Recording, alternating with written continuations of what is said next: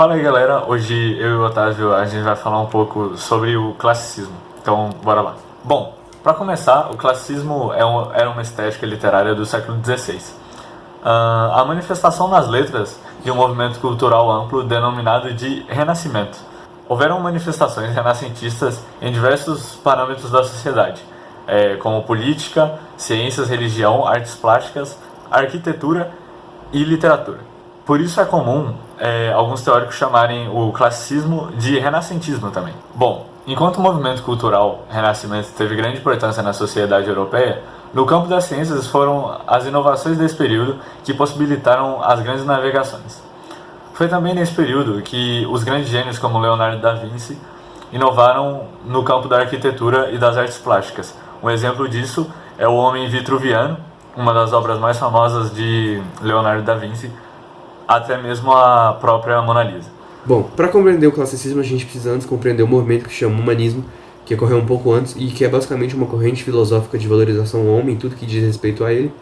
E essa corrente começou a aparecer no final do século XV, que defende o antropocentrismo, que é basicamente o homem o centro de tudo, diferente do teocentrismo, que o Deus é o centro de tudo, pregado por algumas religiões. E o poder da igreja começa a ser questionado, que é a reforma luterana, que ocorreu naquela época. E o ser humano também recebe maior importância, tanto na literatura, tanto na arte. E o ser humano passa a ser uma criatura divina, como que Deus criou e idealizou. O humanismo também vai ser a base filosófica do renascentismo e, por consequência, do classicismo. Bom, o classicismo tem várias características, vários tipos de movimentos, e uma delas é o humanismo, como eu acabei de citar, mas tem algumas outras características principais, como a separação da música e a poesia, o cientifismo, a descrição da figura humana, inclusive a mulher, suas expressões, detalhes e proporções, a descoberta da natureza, dos campos, florestas, montanhas, considerados refúgios para magas do amor do ser humano naquela época, a descentralização do conhecimento, até então controlada tudo pela Igreja Católica, pela religião, e o apoio dos valores cristãos e medievais da época. Uma das características do classicismo é o racionalismo, que impera nesse período, que gerou muitas reflexões em toda a sociedade, principalmente nos artistas. O individual é deixado de lado e os pensamentos mais amplos sobre as verdades universais são foco de discussão em universidades e até mesmo assembleias. O período é caracterizado também pela valorização da cultura greco-romana. Os artistas foram bastante relevantes nesse período e um ponto importante são os poetas. O poeta de maior sucesso foi William Shakespeare. Ele se destaca na poesia lírica e no teatro. Na Espanha, Miguel de Cervantes cria novelas humorísticas e cria o personagem Don Quixote e seu escudeiro Sancho Panza. Também tem uma característica que é a racionalização, que é a reflexão sobre o mundo e sobre o lugar do homem no mundo, que era comum naquela época também. Uma das características do classicismo também é o paganismo, que, para dividir em um nicho específico, as pessoas costumam dizer cultura greco-romana, mas também existem outros tipos de religiões pagãs que entram nesse meio. O principal fato do paganismo entrar no classicismo é que ele valorizava muito a imagem do homem. Não era mais aquela coisa de os deuses são maiores e hoje falamos só dos deuses. Não. Falavam também muito sobre sentimentos humanos, como amor, raiva, tristeza, entre coisas do tipo.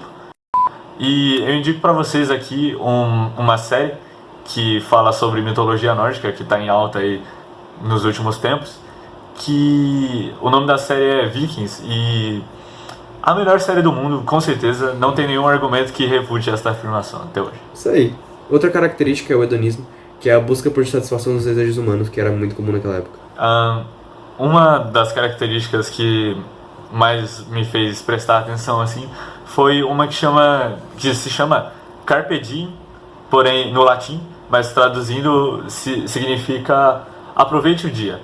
Pois nesse período eles começaram a refletir sobre a imagem humana, eles tiveram a interpretação de que a vida ela é passageira ou efêmera, e essa frase diz que você tem que aproveitar todos os dias como se fosse o seu último.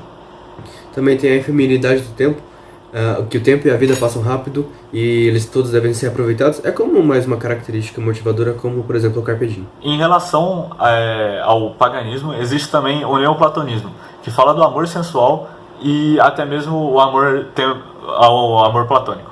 Também tem o equilíbrio formal, que é a utilização de poemas de formas fixas, rimas e métricas regulares, que era também muito comum naquela época. Entra também o doce estilo novo, que é um novo tipo de poema, uma nova estrutura de poema, isso. E se consiste em 10 sílabas métricas para diversificar um pouco o estilo dos poemas daquela época. Também tem a personificação, que é algo muito comum naquela época, a gente consegue ver em vários lugares, vários textos, principalmente no final do século XV, começo do século XVI, que são basicamente elementos da natureza, elementos comuns, se transformando em deuses gregos. Por exemplo, o amor, o tempo, e isso é muito comum na cultura grega, na cultura romana, que os deuses são basicamente figuras da natureza, elementos da natureza. Bom, e por último, mas não menos importante, temos também as figuras predominantes, que consistem em paradoxo, antítese e personificação. Um exemplo de personificação é a pintura de Michelangelo na abóbada, como nessa época estava em moda também o Renascimento, em que Michelangelo ele personifica Deus, faz como se Deus tivesse uma figura mais humana, para que a gente possa se sentir mais próximo da obra, de certa forma.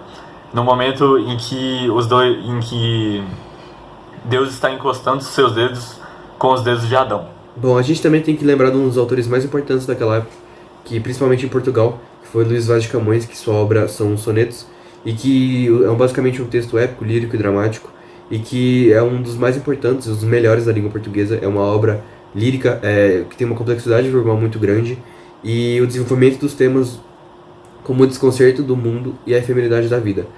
Outra temática muito comum é a vida efêmera e imutável, que muda constantemente. Isso era algo muito comum naquela época. Camões foi algo muito importante, principalmente para o classicismo. Bom, então foi isso aí, galera. Espero que vocês tenham curtido e aguarde aí para mais novos vídeos. Que novo vídeo? A gente não vai fazer mais vídeo. É isso aí, muito obrigado e falou.